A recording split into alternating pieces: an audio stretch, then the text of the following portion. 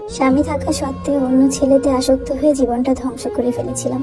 না পারতাম কাউকে বলতে, না পারতাম সইতে। মৃত্যু যন্ত্রণা যে কি জিনিস সেটা একমাত্র একটা বিবাহিত মেয়ে অবিবাহিত ছেলেকে ভালোবাসলে বোঝা যায়। আমার নাম সাইমা। আমার 2020 সালে পারিবারিকভাবে বিয়ে হয়, কিন্তু আমি আমার স্বামীকে তেমন একটা পছন্দ করতাম না।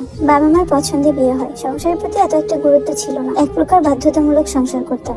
বিয়ের 1 বছর পর 2021 সালে আমার একটা মেয়ে হয়। বাকি বছরটুকু মেয়ের মুখের দিকে তাকিয়েই সংসার করছিলাম। আমাদের স্বামী স্ত্রীর মধ্যে কোনো ভালোবাসা ছিল না, যতটুকু ছিল সেটা ছিল প্রয়োজন। তবে হ্যাঁ, আমার স্বামী আমার জন্য যথেষ্ট করত। তার যতটুকু দায়িত্ব সে ততটুকু থেকেও বেশি করার চেষ্টা করত। তার গন্তব্য অফিস থেকে বাসা, বাসা থেকে অফিস, এতটুকুই ছিল। তবে এই ব্যাপারগুলো আমাকে খুব ভাবিয়ে তোলে। না পারতাম তার সাথে কোথাও বেড়াতে যেতে, আর না সে আমাকে কখনো বলতো যে চলো তোমাকে নিয়ে ঘুরে আসি। সে সবসময় ব্যস্ততা দেখাতো। তার দায়িত্ব পালন করতে যেয়ে সে আমার মন মানসিকতা বোঝার চেষ্টা করতো না। 2024 সালে জানুয়ারি মাসে ফেসবুক থেকে একটা ছেলের সাথে আমার পরিচয় হয়। ছেলেটা দেখতে খুব সুন্দর ছিল, যে কারণে সে ফ্রেন্ড রিকোয়েস্ট দেওয়ার সাথে সাথে অ্যাকসেপ্ট করে ফেলি। তারপর হাই হ্যালো, মাঝে মধ্যে কথা হতো। সেই ছেলেটা আমাকে খুব স্পেশাল ফিল করাতো। যেই কথাগুলো আমার স্বামী আমার সাথে কখনো বলতো না, এই কথাগুলো ওই ছেলেটা বলতো। একদম একটা বাচ্চাদের মতো ট্রিট করতো। মেয়েরা আসলে কি চায়? একটা মানুষের কাছে ভালোবাসা চায়, গুরুত্ব চায়, যে মানুষটা তাকে মিনিটে মিনিটে খবর নিবে, সে ভালো আছে কি খারাপ আছে, খেয়েছে কিনা, ঘুমিয়েছে কিনা, এগুলোই তো। এই জিনিসগুলো আমি আমার স্বামীর কাছ থেকে পেতাম না। আমার স্বামী সংসারের দায়িত্ব পালন করতে চেয়ে সে তার বউকে ভালোবাসতে ভুলে গেছে। অবশ্য ভালোবাসা কি জিনিস সেটা সে বুঝবে কিভাবে, কারণ তার সাথে তো আমার অ্যারেঞ্জ ম্যারেজ হয়েছে, বাবা বিয়ে ঠিক করেছিল। তাই আমার প্রেম করার মতো মানুষের প্রয়োজন ছিল যে আমাকে ভালোবাসবে। ওই ছেলেটা ওই মুহূর্তেই এন্ট্রি নিল আমার লাইফে। তবে আমি ভুলে গিয়েছিলাম বিবাহিত মেয়েরা কখনোই অবিবাহিত পুরুষের ভালোবাসার মানুষ হতে পারে না। তারা শুধুমাত্রই ব্যবহারের জন্য বিবাহিত মেয়েদেরকে বেছে নেয়। আমার স্বামী সারাদিন অফিসে থাকতো, রাত 10টার দিকে বাসায় আসতো, সকাল 7টা বাজে আবার চলে যেত।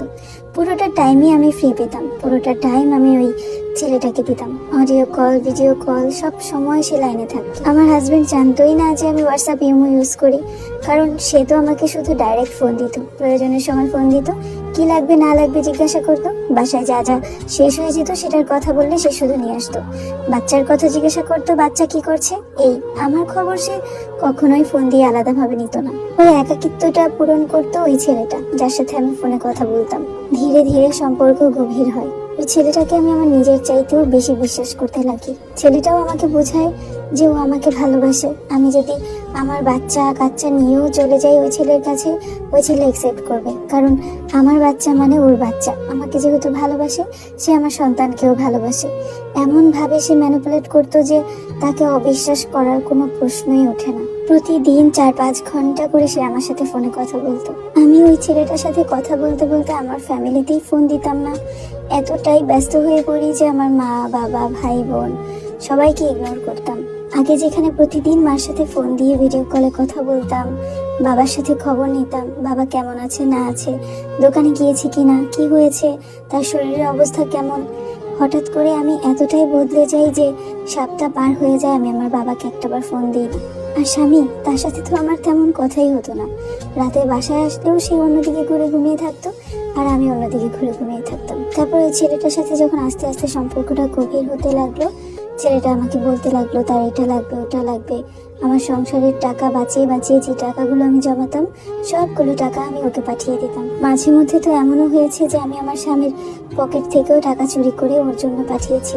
আমার স্বামীর একটা বদ অভ্যাস আছে, ও কখনই টাকা গুনে রাখতো না পকেটে। আমি যখনই নিতাম না কেন, ও জানতো যে আমি আমার প্রয়োজনের জন্য নিচ্ছি, যার জন্য কখনো আমাকে কিছু বলতো না। এমনকি আমি কত টাকা কোথায় খরচ করেছি এই সমস্ত বিষয়ে ও কখনো জানতে চাইতো না। আমি ওর ভালোবাসায় এতটাই অন্ধ হয়ে গিয়েছিলাম যে আমি আমার মেয়েটার দিকেও ভালো মতো খেয়াল রাখতাম না।